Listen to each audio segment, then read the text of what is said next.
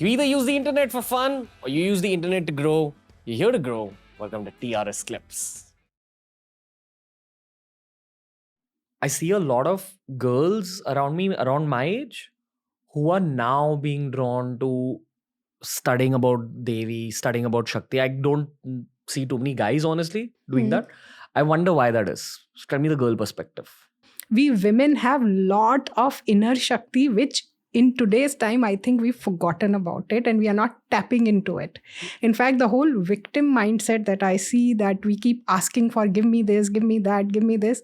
I want women to get into a state where they take the empowering seat, and that's exactly where we were, as Devi. And in fact, in Durga Saptashati, at one place, Devi says, I am every woman. I am present in every woman. And that's why we had this tradition of women worship.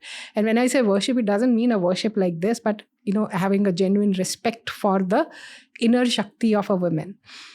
So I definitely want women to connect with that inner Shakti and operate from there, where you say, I am the one who empower this universe or my own universe to manifest whatever I want to manifest. And that's the role most women had traditionally. Now we are just fighting for very, very small, mundane things like I want a job, I want money, I want this, I want reservation. I mean, all that will happen. If you connect with your inner Shakti, you become the one who's empowering you. And that is what these texts help you connect in a way.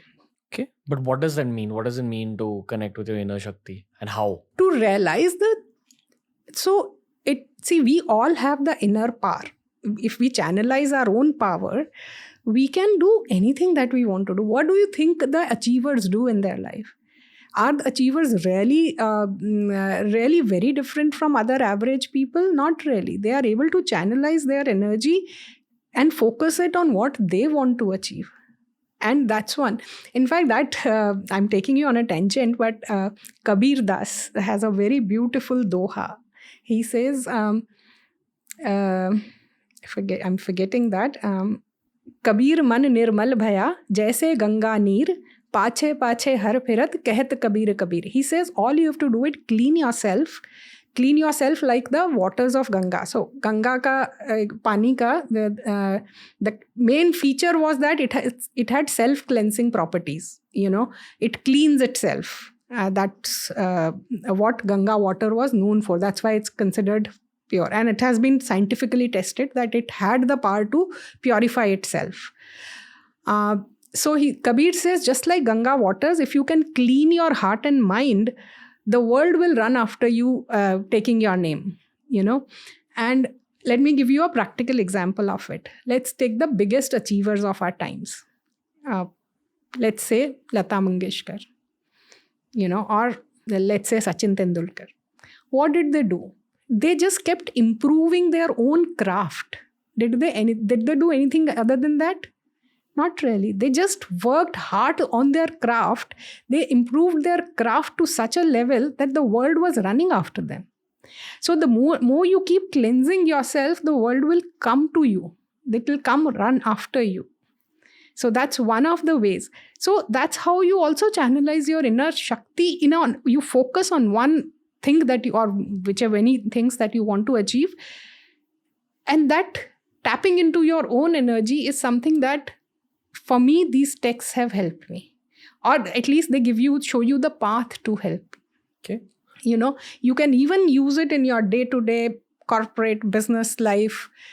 So for example, in Durga Saptashati itself, at one place, the Devi takes the shape to kill Mahishasur by collecting energies of all the devatas. She takes energy of all possible devatas, weapons of all possible devatas to manifest into a form that can kill Mahishasur. At one place, she divides herself into different Shaktis to kill people like Shumba Nishumba and their commanders. So it gives you practical lessons that there are times when you need to pull in all your resources and fight with an enemy, and there are times when you delegate. There are times when you just enable somebody to do. You don't do things yourself, but you enable somebody to do that for you. So you can draw lessons from at every level. Yeah. At least for me, the perspective of a guy studying more about Devi and Shakti, is that you become less masculine in the right ways. Okay. As in, you maintain your masculinity, but you know exactly where to draw the line because you learn the feminine aspects of life also. At least that's what I've gained from it. Compassion, endurance. At least that's what it is for me. I don't know if I agree with you, but the fiercest battles in our scriptures were fought by Devi. The most fierce battles were fought by Devi, and the most fierce asuras were killed by her. I'll tell you a very interesting observation from my travels. So when you travel to these old forts, which are abandoned, which are lying in ruins, you'll typically see there is a Devi temple which is still practicing. It may be in a very small shape and form, but it is still being practiced. And all the warriors, all the Kshatriyas, they used to worship Devi before they went to the war. They may have been worshipping anybody else, but before going to the war, they always worshipped Devi, and Devi temples continue to live there. Very interestingly, I was in Kapilvastu in Nepal, which is the place of Buddha's father, from where his father ruled. And their fort and palaces, of course, there's nothing left of that. There are markers saying that this is the fort.